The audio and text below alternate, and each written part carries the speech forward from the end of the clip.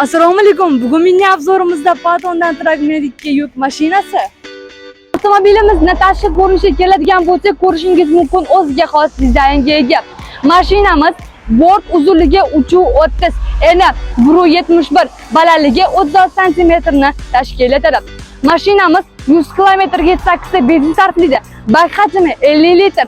Avtomobilimiz ramaga emas, balki kuzovga yig'ilgan. Yuk ko'tarish qobiliyati esa 2 tonnani tashkil etadi. Ana endi hammangizga qiziq bo'lgan avtomobilimizni salon qismiga o'tamiz. Qani, ketdik. Avtomobilimizning ichki qismiga keladigan bo'lsak, ko'rishingiz mumkin elektron oyna ko'targichlari bilan jihozlangan. Avtomobilimizda gidravlika rul, elektron tablo, ABS tormoz tizimi, magnitofon, radio va konditsionerlari bilan jihozlangan. Avtomobilimiz 111 ot kuchiga ega.